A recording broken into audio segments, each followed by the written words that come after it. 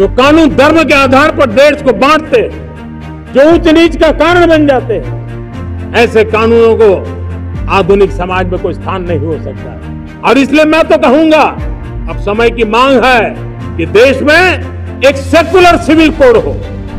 स्वतंत्रता दिवस के मौके पर लाल किले की प्राचीर से प्रधानमंत्री नरेंद्र मोदी ने सेक्युलर सिविल कोड का जिक्र किया। इस दौरान प्रधानमंत्री मोदी ने कहा कि हमें कम्युनल नहीं, सेक्युलर सिविल कोड चाहिए। सेक्युलर सिविल कोड मौजूदा समय की मांग है। प्रधानमंत्री ने जोर देते हुए कहा कि देश का कोई भी कानून धर्म के आधार पर नहीं होना चाहिए।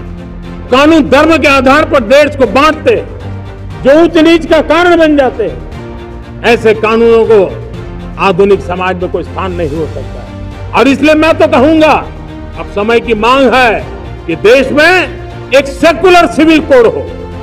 हमने कम्युनल सिविल कोड में 75 साल बिताए हैं। अब हमें सेक्युलर सिविल कोड की तरफ जाना होगा और तब जाकर के देश में धर्म के आधार पर जो भेदभाव हो रहे हैं, सामान्य नागरिक को जो दूरी महसूस होती है, उससे हमें मुक्ति मिलेगी।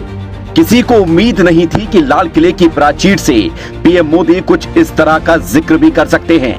पीएम मोदी ने जैसे ही सेक्युलर सिविल कोड का जिक्र किया तो तुष्टीकरण की राजनीति करने वाले बिलबिला उठे।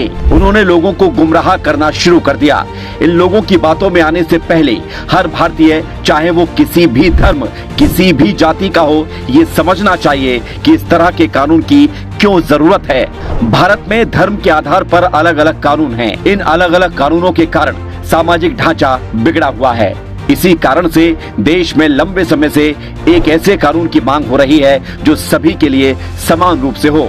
इससे सभी जाति, धर्म, वर्ग और संप्रदाय को एक ही सिस्टम में लाए जाने का प्रस्ताव है, जिससे धर्म के आधार पर भेदभाव खत्म हो जाएगा। इस कानून के बाद मुस्लिमों समेत किसी भी समुदाय में कम उम्र में लड़की की शादी अपराध हो जाएगी।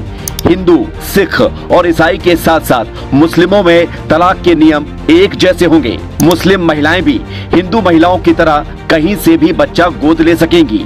सभी धर्मों में एक ही शादी कर सकेंगे।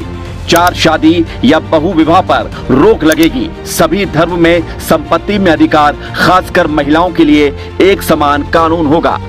इस कानून से न सिर्फ महिलाएं सशक्त बनेंगी, बल्कि अल्पसंख्यकों समेत कमजोर वर्गों को भी सुरक्षा मिलेगी। एक देश, एक कानून से सशक्त होंगे भारतीय, सशक्त होगा भारत।